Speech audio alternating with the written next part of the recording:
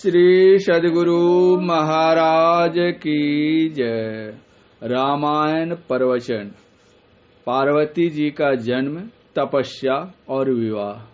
सती ने हिमालय पर्वत के घर उनकी स्त्री मैना के गर्भ से जन्म लिया, जिस कारण वह पार्वती नाम से पुकारी जाने लगी। पार्वती जी के जन्म लेते ही हिमालय पर्वत की शोभा बहुत बढ़ गई। झरनों और नदियों में निर्मल जल बहने लगा। पेड़ पौधे फूल फलों से लद गए। खाने मणियों से भर गई। मुनि महात्मा लोग निश्चिंत होकर तपस्या करने लगे। ऐसा क्यों नहीं, साक्षात जगदम्बा जो अवतरित हुई थी। एक दिन घूमते घूमते नारद जी पहुंच गए। राजा ने बड़ा सम्मान किया। अपनी कन्या पार्वती को लाकर मुनि के चरणों पर डाल दिया। उसके लक्षण पूछे। मुनि ने कहा, तुम्हारी कन्या सब गुणों की खानी है। यह स्वभाव से ही सुंदर, सुशील और समझदार है। यह अपने पति की सदा प्यारी होगी। इसका सुहाग अचल रहेगा। यह सारे संसार में पूज्य होगी। स्त्रियां इनका नाम स्मरण कर पातिव्रत्य धर्म का पालन करेंगी। उमा, अंबिका और भवानी इसके नाम है, किंतु कुछ अवगुण भी हैं, सो भी सुनो।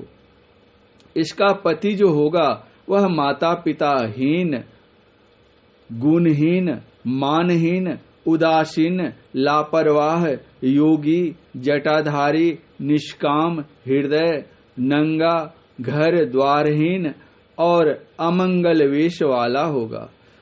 इसके हाथ में ऐसी ही रेखा पड़ी है।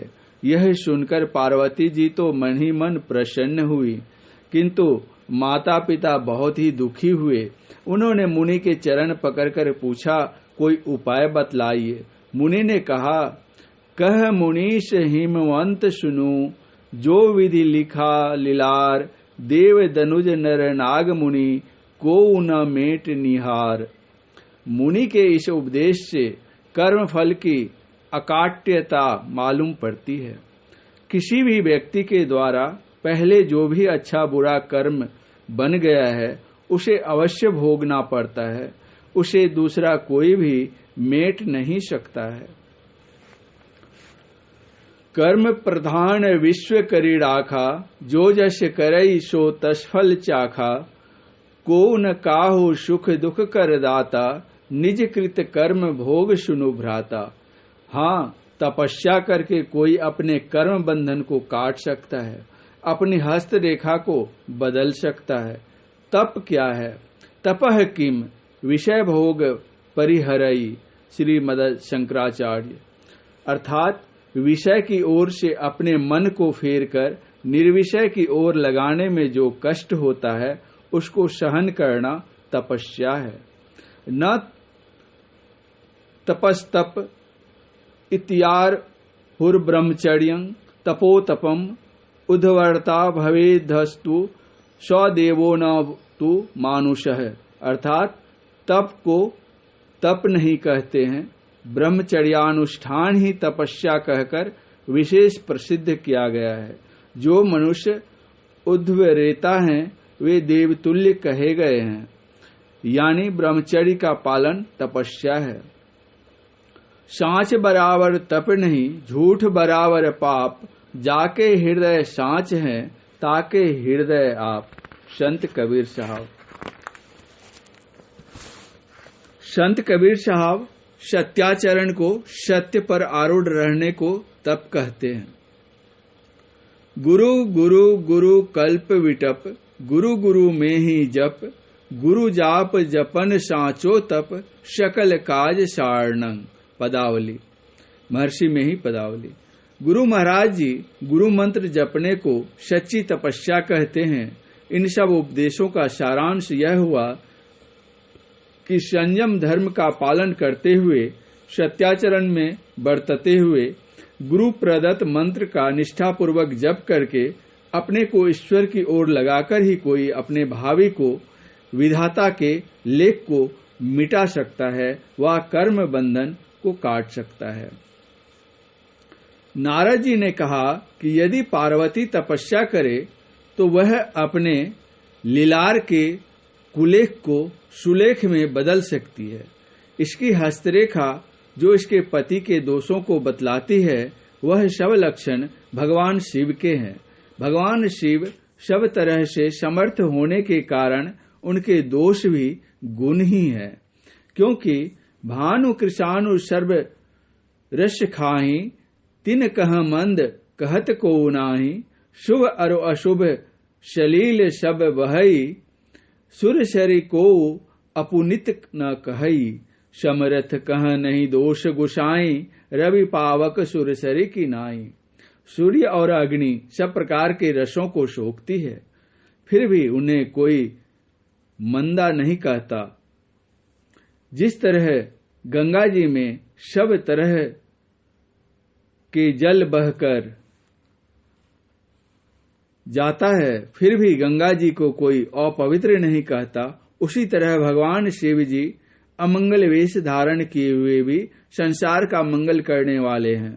यदि पार्वती का विवाह शिव के साथ हो जाए तो मंगल ही मंगल है। इतना कहकर नारद जी चले गए।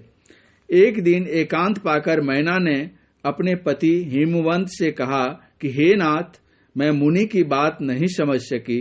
मेरे ख्याल से तो हमारी कन्या के अनुरूप वर, घर वर और उत्तम कुल मिले तभी कन्या का विवाह करना चाहिए, नहीं तो कन्या कुमारी रहे वही अच्छा।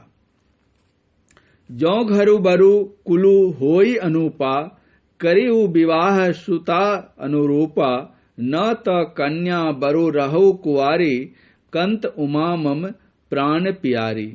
आज के परिवेश में संसार के लोगों के लिए मैना का यह उपदेश उचित ही है, क्योंकि अनुकूलता नहीं मिलने पर तो वर वधु का दाम्पत्य जीवन बड़ा ही दुखद और कलहमय हो जाता है। राजा हिमवंत ने कहा कि यदि तुमको अपनी कन्या पर अति स्नेह है तो जाकर उसे तप करने की सीख दो, तप से ही भगवान शिव मिलेंगे, दूसरा कोई उपाय नहीं है। इतना सुनकर मैना जाकर पार्वती को गोद में लेकर भाव विवल हो गई। उनके मुख से कोई वचन न निकला। माता को प्रेमवश जानकर पार्वती ने कहा, माँ सुनो, मैंने ऐसा स्वप्न देखा है कि एक श्रेष्ठ ब्राह्मण ने ऐसा उपदेश दिया है। हे पार्वती, नारद जी के उपदेश को सत्य मानकर तप करो, क्योंकि तप सुख देने वाला और दुख दोषों का नाश करने वाला है। तप की महिमा ऐसी है कि तप बल रचई प्रपंच विधाता, तप बल विष्णु सकल जगत त्राता, तप बल शंभु करहि संहारा, तप बल शेष धरहि मही भारा, तप आधार सब सृष्टि भवानी, करहि जाई तप अश जिय जानी। अतः मैं तप करने को वन जाती हूँ। इस तरह सबको समझा बुझाकर प्रश्नचित हो पार्वती तप करने को जंगल चली गई। शरीर अत्यंत सुकुमार है, तप के योग्य नहीं है, फिर भी सारे भोगों को छोड़कर पार्वती जी तपस्या में लीन हो गईं। अपने प्राण पति के चरणों को हृदय में धारण कर नित नए उत्साह के साथ चिंतन स्मरण करने लग गई। स्मरण चिंतन के समय अपने शरीर की सारी सुध बुध खो जाती। तपस्या में सबसे पहले खान पान का ही नियंत्रण है।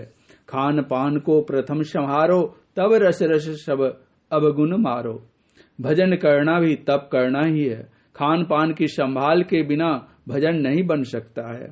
पार्वती जी ने यही किया। 1000 वर्ष तक उन्होंने मूल और फल खाए, फिर 100 वर्ष तक साग खाकर बिताए। कुछ दिन तक जल और हवा का भोजन किया, फिर जो बेलपत्र सूखकर गिर जाते थे उन्हें खाकर 3000 वर्ष बिताए, फिर उन्हें भी छोड़कर कठोर उपवास किए।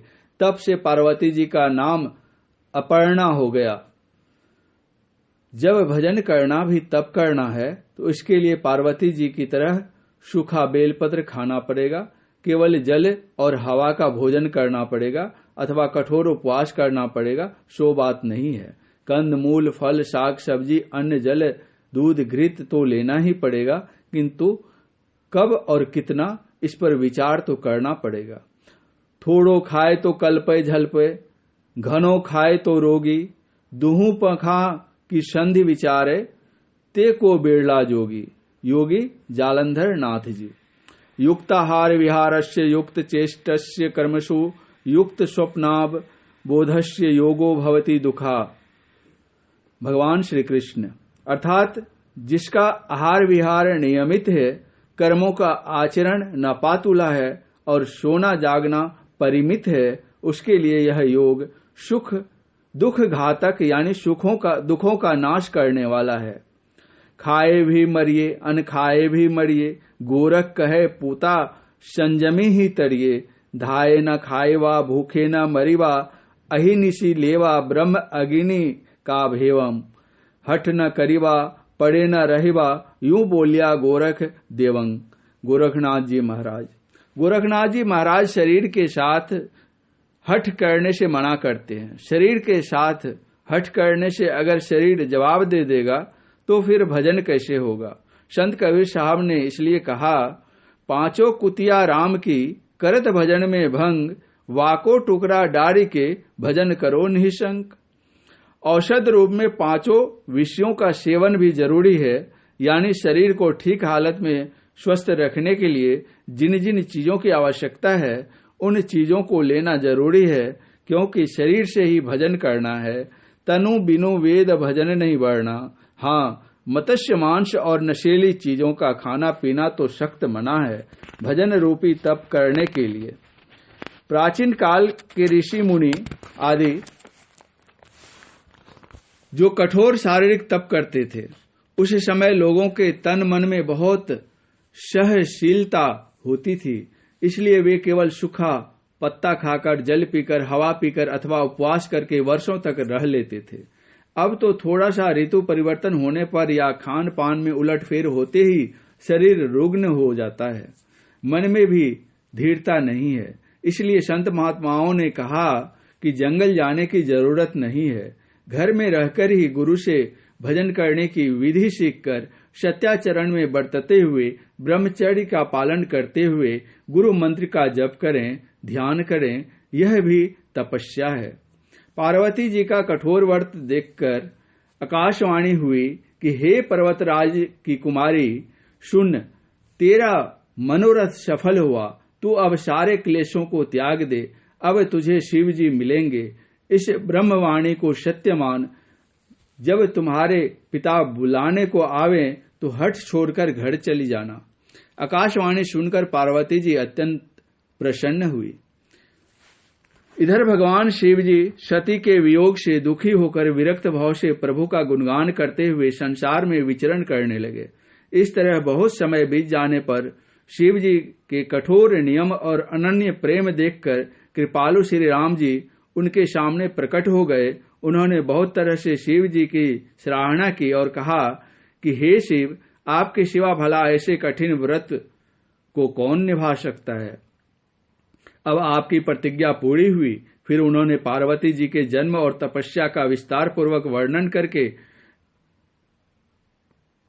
विनती के रूप में कहा कि यदि आपका मुझ पर स्नेह है तो जाकर पार्वती के साथ विवाह कीजिए। यह सुनकर शिव जी किंचित सकुचाकर बोले कि यद्यपि स्वामी को ऐसा कहना उचित नहीं है, तथापि आपकी आज्ञा शिरोधारी है, मेरी आज्ञा को हृदय में धारण कर पूरा कीजिए। ऐसा कहकर प्रभु श्री राम जी अंतर ध्यान हो गए।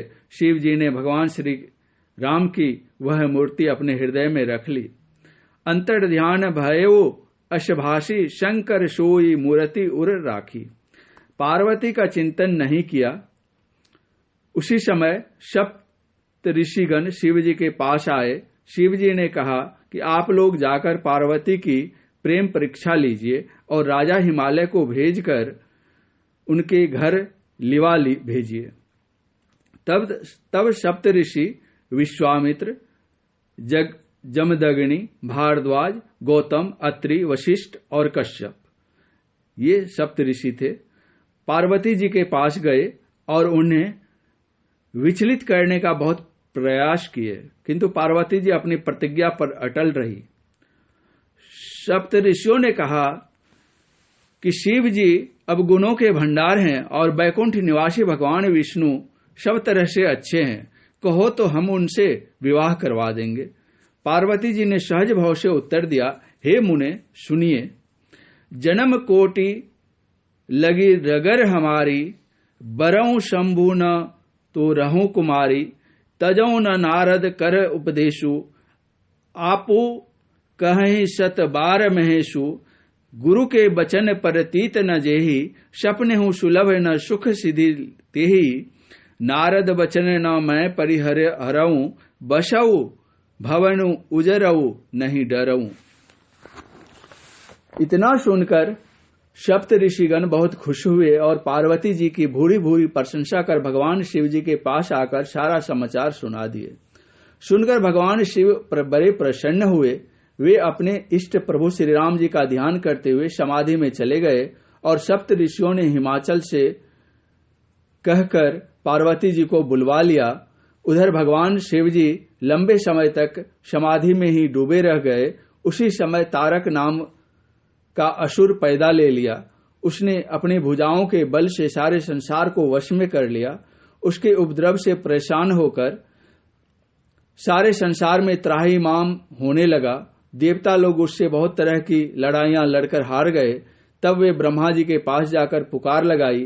ब्रह्मा जी ने देवताओं से कहा कि इस दुष्ट का मरण तब होगा जब भगवान शिव जी पार्वती जी से विवाह करेंगे और उनसे जो पुत्र उत्पन्न होगा स्वामी कार्तिकेय जी महाराज, उन्हीं के हाथों इनका मरण निश्चित है।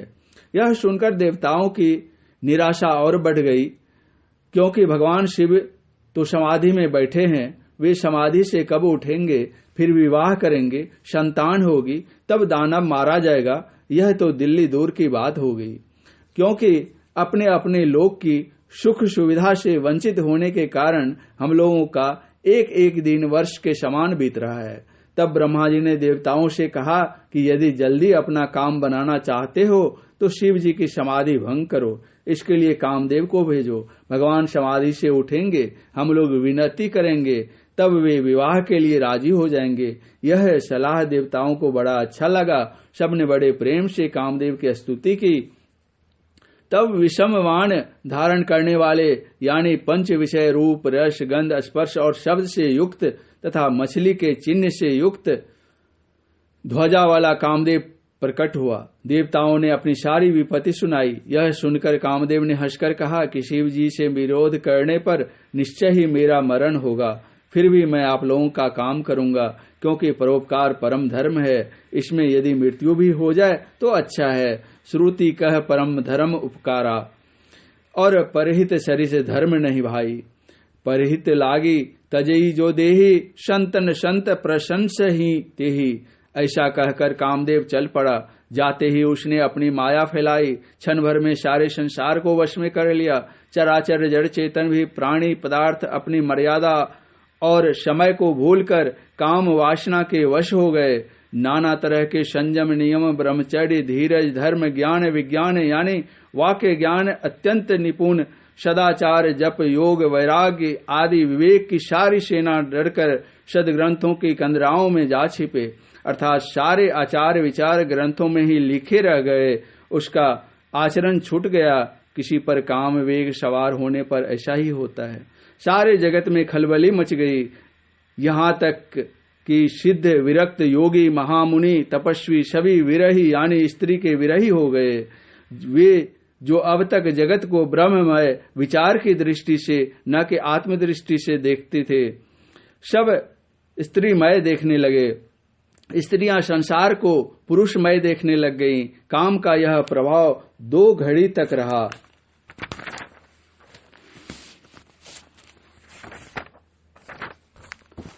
यथार्थ में संसार को आत्मदृष्टि से ब्रह्ममय देखने वाले केवल संत ही होते हैं। इन पर एक कामदेव को कौन कहे। 100 करोड़ कामदेव मिलकर भी इसके अंदर क्षोभ पैदा नहीं कर सकते। संत कौन होते हैं? शांति स्वरूप परमात्मा को प्राप्त किए हुए महापुरुष ही संत होते हैं। जानहु संत अनंत समाना। भगवान शिव वे 6 विकारों को जीते हुए यानी काम क्रोध लोभ मोह मद और मात्सर्य ईर्ष्या को जीते हुए पाप रहित, निष्काम, अचल, इच्छा रहित, पवित्र और सुख के धाम होते हैं। षट विकार जित अनग आकाशा अकामा, अचल अकिंचन शुचि सुख धामा। उनकी महिमा तो ऐसी है कि ब्रह्मा, विष्णु, महेश, कवि, पंडित और सरस्वती भी कहने में सकुचाते हैं। उनका प्रभाव रोब तो ऐसा है कि माया उन्हें देखते ही भाग खड़ी होती है। ताके निकट कामिनी नहीं जाए, मस्त हाल देखी दूरी पड़ाई। दड़िया साहब, उनके अंदर परमात्मा की ऐसी भक्ति विराजती है जो निरुपम और निरुपाधि है। इसीलिए माया व काम की कोई कला उन पर नहीं चलती। राम भगति निरूपम निरूपाधि, बसई जासु उर सदा आबाधि। ते ही बिलो की माया सकुचाई, करी न सकई कछु निज प्रभुताई। उत्तरकांड। इसीलिए तो वे कभी कभी माया को ललकार भी देते हैं। हमसे जनी लागई तू माया, थोड़े से बहुते होय जय हैं। सुनी पई है रघुराया, काहो जन के वश पड़ी जय हो। भरत मर हुगे पानी। संत पलटूदास जी। ठगनी क्या नैना चमकावे, कबीरा तेरे हाथ न आवे। संत कबीर साहब। मायापति सेवक शन माया, करई न उलटी परई सुर राया। अयोध्या कांड। ये सब बातें सिर्फ संत के लिए हैं। उनके अलावे संसार में जहाँ तक जो हैं, चाहे साधारण जीव से लेकर मनुष्य, सिद्ध, योगी, मुनि, महामुनि, तपस्वी, देव, देवेश्वर तक सबके सब माया व काम के वश में है। गोस्वामी जी तो चैलेंज देकर लिखते हैं, नारद भव विरंची सनकादि, जे मुनि नायक आतंकवादी। मोहन अंध किन्ह केही, को जग काम नचाव न जेही। 2 घड़ी तक ऐसा तमाशा करके कामदेव भगवान शिव जी के पास गया। शिव जी को अचल समाधि में बैठे देखकर कामदेव डर गया। तब सारा संसार जैसा का तैसा स्थिर हो गया। शिव ही विलोकी ससंग केऊ मारो, भयो जथा स्थिति सबु संसारो। इससे समझ में आता है कि जब किसी पर काम का वेग सवार होता है तो डर और लाज दोनों समाप्त हो जाते हैं, किंतु जब वह किन्हीं गुरुजन या अन्य जन को देखता है तो पुनः डर और लाज हो आते हैं। डर और लाज के आते ही काम का वेग समाप्त हो जाता है। कामदेव ने फिर से अपनी माया शिव जी पर चलाई, फिर भी उनकी समाधि भंग न हुई। इससे कामदेव अत्यंत कुपित हो गया। उसने पुष्प धनुष हाथ में ले लिया। पुष्प धनुष का भाव यह है कि साधक जब भजन करने बैठता है तो उसका मन जो कामदेव का ही प्रतीक है उस साधक पर बहुत कोमल प्रहार करता है। यदि वह कठोर प्रहार करता है तो साधक सजग होकर निपट लेता है, लेकिन मन इतना आकर्षक और लुभावना ख्याल उपस्थित करता है कि साधक उसी में खो जाता है। उस समय का गुनावन बहुत सरस लगता है। उसे पता ही नहीं चलता कि मन ने उस पर आक्रमण किया है। कुछ देर के बाद उसे होश आता है, तब तप ध्यान करने लगता है। पुष्प धनुष पर पंच विषय रूपी वाण से मन साधक के हृदय को दग्ध करते रहता है। इस प्रवचन का शेष अगले प्रवचन में। श्री सद्गुरु महाराज की जय।